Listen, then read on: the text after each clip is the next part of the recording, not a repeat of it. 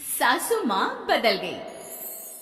कहानी उस घर की है जहाँ बहू और बेटी को एक माना जाता था, लेकिन फिर अरे शिखा बेटा, तू रसोई में क्यों घुसी रहती है? जा, रोटी मैं बना लूंगी। नहीं नहीं माँ जी, आप बैठिए, बस सारा खाना बन ही गया है। श्वेता को बोल देती हूँ, वो खाना लगा देगी सबका। सॉरी भाभी, मेरे पास वक्त नहीं है। माँ, मुझे पैसे देना, पार्लर जाना है। हाँ हाँ चली जाना, भाभी को भी ले जाना। वो भी जाने को बोल रही थी पार्लर, पर पहले ना मदद कर दे उसके खाना लगाने में। देख माँ, वो बहू है, उसे बहू रहने देना। इतना सर पर मत चढ़ा भाभी को।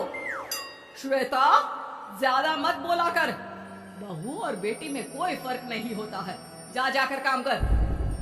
ननद को माँ का भाभी से इस तरह प्यार करना बिल्कुल अच्छा नहीं लगता।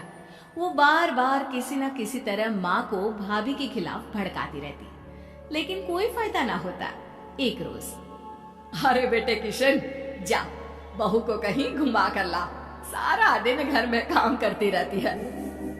हाँ हाँ माँ, हम लोग जा रहे हैं ना गोवा। अच्छा जी, भाभी ने तो हमें बताया भी नहीं। वैसे तो सारी पंचायत करती है, ये गोवा वाली बात क्यों छुपा गई हमसे? अरे क्योंकि उसे खुद नहीं पता था बहन। मुझे टिकट सस्ती मिल रही थी तो मैंने बुक कर दिया। हाँ शिखा, पैकिंग कर ले, संडे हम जा रहे हैं गोवा। दोपहर में शिखा पैकिंग कर रही थी कि सास आ जाती है। ये क्या बहू, साड़ियाँ? अरे गोवा जा रही है घूमने या फिर शादी में मायके हैं? माँ जी, ऐसा कुछ है ही नहीं, समझ में नहीं आ रहा क्या रखूं कपड़े में। अरे तेरी और श्वेता की साइज तो एक ही है। उसके कुछ मॉडर्न कपड़े ले ले, आकर लौटा देना। हाँ माँ जी, ये ठीक रहेगा। शिखा श्वेता के पास जाती है और उससे कपड़े मांगती है। ना जी ना, मैं अपने कपड़े ना दूं। वैसे भी फैल जाएंगे मेरे कपड़े, बहुत महंगे वाले हैं। शिखा मुंह लटकाकर कमरे में आ जाती है तो सास कहती है, चल तैयार हो जा, तुझे मैं शॉपिंग करा कर लाती हूँ गोवा की। बस फिर क्या था, सास बहू निकल जाते हैं मार्केट और एक से बढ़कर एक ड्रेस खरीद कर घर आते हैं। पहले बता देती कि नए कपड़े दिलाने वाली है भाभी को, तो मैं अपने ही दे देती ना भाभी को, मुझे दिला देती नए कपड़े। देख श्वेता, परिवार का मतलब सबके साथ रहना होता है, ना कि सिर्फ अपना सोचना। वैसे भी तुझे अच्छे संस्कार सीखने चाहिए। और रही बात कपड़ों की, तो शिखा, आज से घर पर भी तू मॉडर्न कपड़े ही पहनेगी। कोई जरूरत नहीं है ये साड़ी वाड़ी लपेटने की। अब क्या था, घर पर श्वेता और शिखा एक जैसे रहते। एक बार पड़ोसन आती है। अरे बेटा, अपनी माँ को तो बुलाना, जरा बात करनी है। शिखा सास को बताती है और रसोई में चली जाती है। ये आपकी बेटी बहुत बड़ी हो गई है, इसके लिए एक रिश्ता है, कहो तो बता दूं। ये बेटी नहीं बहू है, घर में सब एक जैसा ही रहता है। वैसे मेरी बेटी भी बड़ी हो गई है, कोई रिश्ता हो तो जरूर बताना। पड़ोसन रिश्ता लेकर उन लोगों के घर आती है। तब श्वेता की होने वाली सास कहती है, तो ये घर है, कितने मंजिल का है?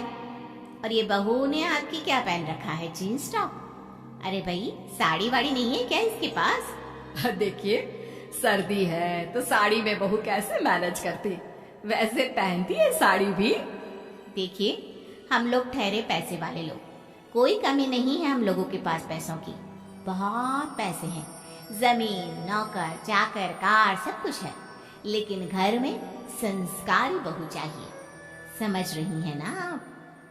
सास कुछ कहती कि श्वेता बोल पड़ती है, हाय रे, नौकर चाकर से लेकर जमीन, कार, पैसा, हाँ हाँ, मुझे रिश्ता मंजूर है, मंजूर है मुझे। अरे रुक जा श्वेता, मैं बात कर रही हूँ ना। देखिए, हम लोगों के घर इतनी आजादी नहीं मिलेगी।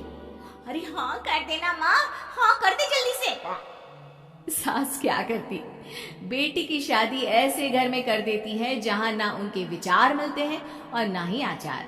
शादी के बाद एक रोज फोन पर, श्वेता बेटा, एक बार घर आ जा, बहुत दिल करता है तुझे देखने का। माँ, वो घर पर बहुत काम होता है, कैसे आऊँ?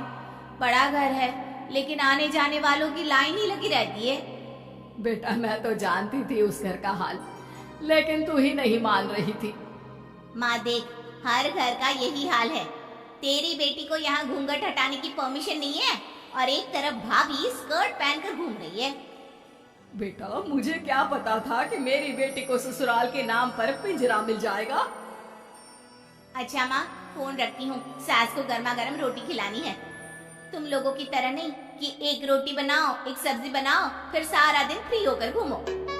सास फोन तो रख देती है, लेकिन सोच में पड़ जाती है कि एक तरफ बेटी जिसे कोई आजादी नहीं, वहीं दूसरी तरफ बहू जिसे देखकर लगता ही नहीं कि उसकी शादी भी हुई है।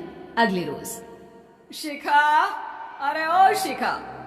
हाँ माँ, क्या हुआ? कुछ चाहिए आपको? मैं जिम जा रही थी। जिम के कपड़ों में बहू को देखकर सास को घूंघट में अपनी बेटी का ख्याल आता है। देख बहू, घर में बहू की तरह रहा कर। इतने टाइट कपड़े पहनकर जिम जाना पसंद नहीं मुझे। जा जाकर रोटी बना। रोटी? माँ अभी तो शाम के 6 बजे हैं, इस वक्त रोटी? अब क्या मेरे खाने पीने पर भी पहरा है? अरे जब मर्जी तब मैं अपने घर में खा भी नहीं सकती क्या? बहू को अजीब लगता है। वो समझ नहीं पाती कि जो सास कल तक इतनी सपोर्टिव थी, उन्हें अचानक से क्या हो गया। वो किचन में जाती है, गरम रोटी के साथ 2 तरह की सब्जी, रायता, सलाद सब लेकर सास के पास आती है। माँ जी, खाना। इतना सारा खाना? राक्षस समझा है क्या मुझे? रोटी मांगी थी मैंने गर्मा गर्म बस। पर माँ जी, रोटी खाती किससे आप? सब्जी तो बनानी थी ना।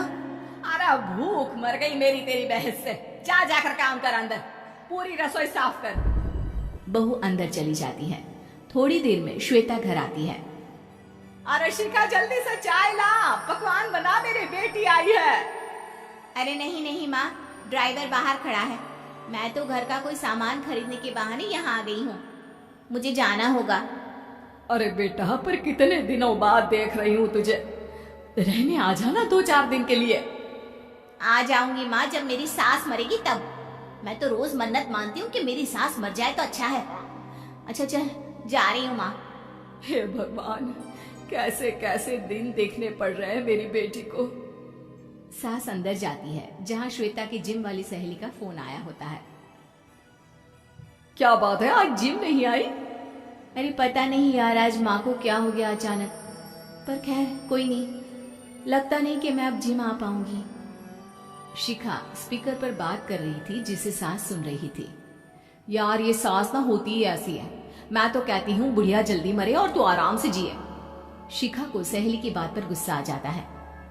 माँ के मरने की कौन सा बच्चा दुआ मांगता है मोहिनी? आगे से ऐसी बात मेरे सामने मत करना।